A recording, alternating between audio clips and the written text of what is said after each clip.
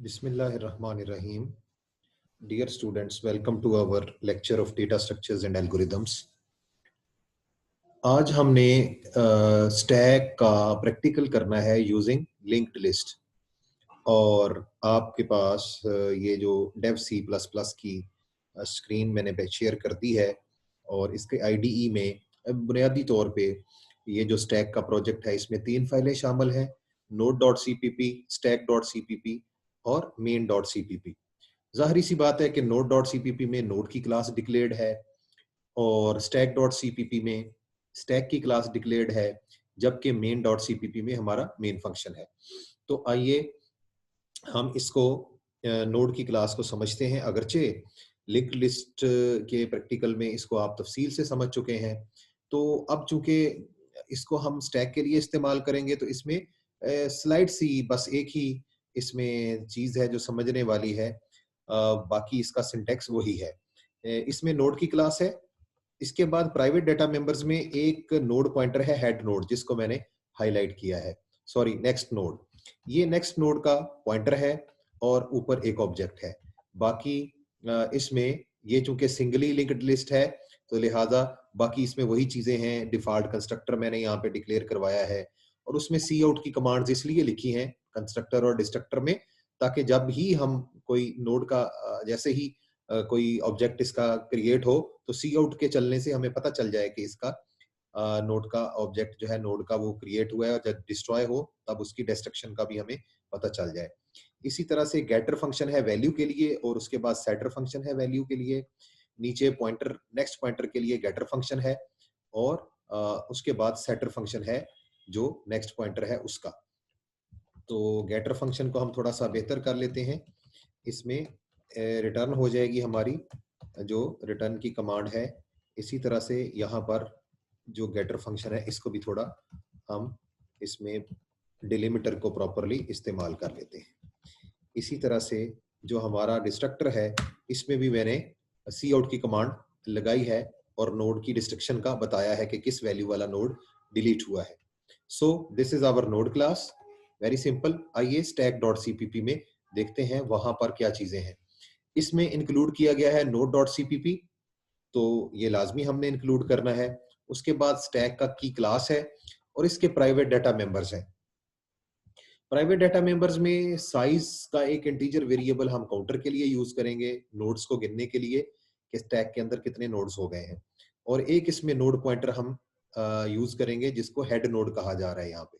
सो ये इसके अंदर 2 डाटा मेंबर्स हैं। उसके बाद स्टैक क्लास का कंस्ट्रक्टर है। स्टैक जैसे ही क्रिएट होगी तो याद रखें सबसे पहले एक हेड के नाम से नया नोड क्रिएट होगा जिसकी नेक्स्ट पॉइंटर जिसका नल होगा, साइज 0 हो जाएगा। और हम सी आउट की कमांड यहाँ पर इसलिए लिख रहे हैं कि हमें पता चल जाए कि नई स्टैक यहाँ पे क्रिएट की गई है। उसके बाद लेंथ का हमारे पास देखें यहाँ पे मेंबर फंक्शन है जो कि बेसिकली साइज को ही रिटर्न कर रहा है। सो हमारा साइज यहाँ पे रिटर्न हो रहा है कि जो भी उस वक्त साइज होगा हमारी इस स्टैक का वो रिटर्न हो जाएगा। पॉप के फंक्शन की जो है उसमें एम्प्टीनेस चेक की जा रही है। इफ इज एम्प्टी, अगर तो एम्प्टी है तो हम यहाँ पे सी आउट करवा रहे हैं you are trying to pop an empty stack और 0 रिटर्न कर रहे हैं। अदरवाइज हम एल्स में अगर एम्प्टी नहीं है तो फिर क्या हो रहा है, हम एक एक्स वेरिएबल इंटीजर का डिक्लेयर करा के उसमें हेड की वैल्यू गेट कर रहे हैं। उसके बाद एक नोड पॉइंटर पी डिक्लेयर कर रहे हैं जिसको हेड से इनिशियलाइज करने के बाद हेड को आगे मूव कर रहे हैं और उसके बाद उस पी को डिलीट करके साइज में माइनस माइनस और एक्स जो वैल्यू हमने गेट की थी वो रिटर्न कर रहे हैं। इसी तरह से पुश की जो हमारी मेंबर फंक्शन है पुश का, उसमें एक्स वैल्यू हमने पुश करनी है। होता क्या है, एक नया नोड क्रिएट हो रहा है यहाँ पे न्यू की कमांड के साथ, उसकी वैल्यू सेट हो रही है सेटर फंक्शन के साथ और नीचे उसका यहाँ पर न्यू नोड का नेक्स्ट पॉइंटर भी हेड नोड पे सेट हो रहा है और हेड को फिर न्यू नोड कहा जा रहा है।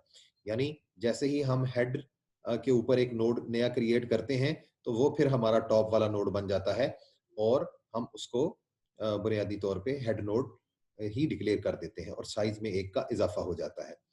इसके बाद टॉप के फंक्शन में भी एम्प्टीनेस चेक हो रही है। अगर टॉप की वैल्यू आप अगर टॉप को कॉल करते हैं एम्प्टी स्टैक पे तो वो एम्प्टी का मैसेज दे रहा है, अदरवाइज हेड की वैल्यू गेट करके आपको यानी टॉप की पे जो वैल्यू पड़ी है वो गेट करके रिटर्न की जा रही है। इसी तरह एक बुलियन फंक्शन है हमारे पास इज एम्प्टी, ये साइज को 0 से कंपेयर करके आपको ट्रू या फॉल्स रिटर्न कर रहा है।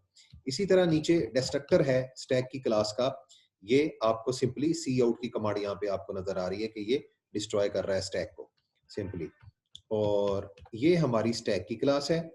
इसके बाद हम आ जाते हैं हमारी मेन डॉट सीपीपी में। मेन डॉट सीपीपी में बेसिकली आयोस्ट्रीम, एसटीडी लिब जो है ये पॉइंटर्स और क्लासेस के लिए। इसके बाद हमारा स्टैक डॉट सीपीपी जो है इसको इंक्लूड कर लिया है हमने। इसको इंक्लूड करने के बाद मेन में सीएलएस के बाद क्या हो रहा है यहाँ पे, स्टैक क्लास का एक हम ऑब्जेक्ट डिक्लेयर कर रहे हैं एसटीके के नाम से। एसटीके बुनियादी तौर पे स्टैक क्लास का एक ऑब्जेक्ट है। जैसे ही ये डिक्लेयर होगा यहाँ पे तो इसका फौरन कंस्ट्रक्टर कॉल होगा और हमें आउटपुट विंडो में बताया जाएगा, क्योंकि हमने वहां सी आउट की कमांड लिखी है, लिहाजा वहां पे हमें पता चल जाएगा कि ये स्टैक क्रिएट हो गई है। उसके बाद स्टैक डॉट पुश, अच्छा याद रखें जैसे ही स्टैक क्रिएट होगी तो यहाँ पे दो कंस्ट्रक्टर कॉल होंगे। एक तो स्टैक क्लास का कंस्ट्रक्टर होगा, दूसरा इसमें चूंकि हेड नोड क्रिएट हो रहा है तो नोड क्लास का कंस्ट्रक्टर भी कॉल होगा, लिहाजा दो कंस्ट्रक्टर की कमांड यहाँ पे चलेंगी।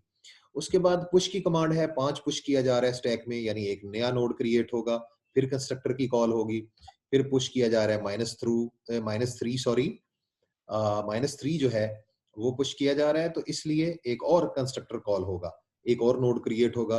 फिर 612 पुश किया जा रहा है तो एक और कंस्ट्रक्टर कॉल होगा। फिर 44 पुश किया जा रहा है तो एक और कंस्ट्रक्टर कॉल होगा, यानी एक और नोड बनेगा।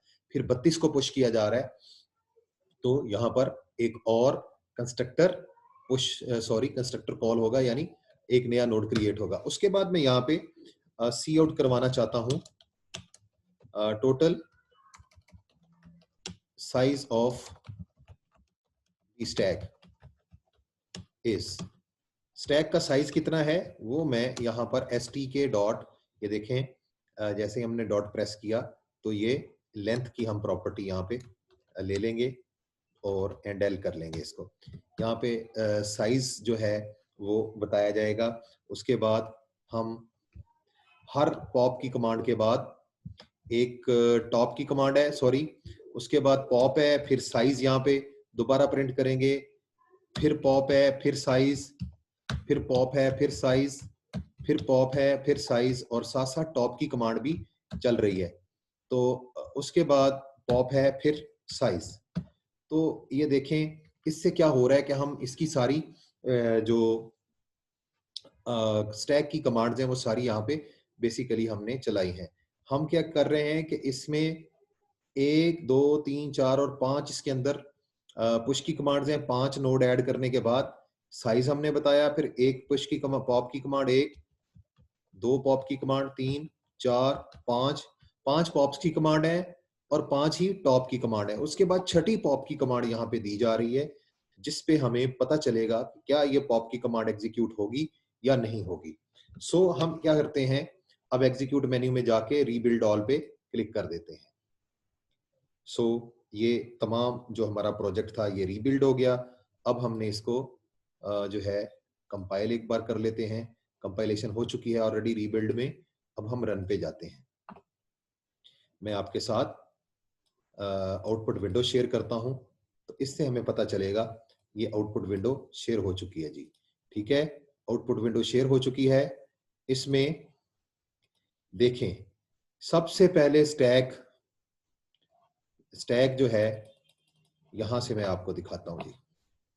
न्यू नोड क्रिएटेड, ये चूंकि हेड नोड क्रिएट हुआ था स्टैक को क्रिएट करने से पहले, लिहाजा एक कंस्ट्रक्टर ये कॉल हुआ। उसके बाद स्टैक का कंस्ट्रक्टर कॉल हुआ तो न्यू स्टैक क्रिएटेड।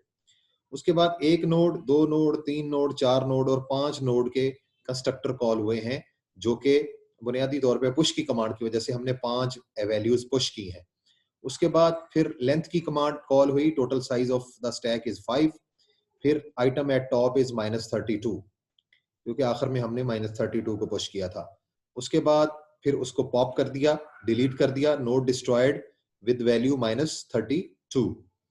उसके बाद टोटल साइज 4 रह गया, फिर टॉप पे 44 आ गया, फिर वो भी डिस्ट्रॉय हो गया, टोटल साइज 3 रह गया। फिर टॉप पे 612 आ गया, वो भी फिर पॉप की कमांड की वजह से डिस्ट्रॉय हो गया। उसके बाद टोटल स्टैक का साइज 2 रह गया। अब टॉप पे -3 है, वो भी हमने पॉप की कमांड से डिस्ट्रॉय कर दिया। उसके बाद टोटल स्टैक का साइज 1 आ गया। अब टॉप पे 5 है, अब इसको भी हमने पॉप की कमांड दी तो वो 5 भी डिस्ट्रॉय हो गया। अब टोटल साइज स्टैक का 0 है। उसके बाद फिर पॉप की कमांड आई। सो पॉप की कमांड आई तो स्टैक इज एम्प्टी। हमारे पास स्टैक की स्टैक है वो एम्प्टी है। उसके बाद टॉप पे जो है वो 0 शो कर रहा है। उसके बाद पॉप की कमांड है you are trying to pop an empty stack. उसके बाद टोटल साइज स्टैक का 0 है। उसके बाद स्टैक डिस्ट्रॉय हो गई। ये हमारी आउटपुट की विंडो है। फिर ये प्रेस एनी की मांग रहा है तो इसको एनी की प्रेस की, वापस आ गए हम। तो इसमें हम टॉप की कमांड को देख लेते हैं कि स्टैक इज एम्प्टी, यहां पर ये हमें शो कर रहा है। सो डियर स्टूडेंट्स, ये हमारा जो था स्टैक यूजिंग लिंक्ड लिस्ट का, सिंगली लिंक्ड लिस्ट का प्रैक्टिकल था। इंशाल्लाह नेक्स्ट हम एक नए मौजू के साथ हाजिर खिदमत होंगे। तब तक के लिए अल्लाह हाफिज।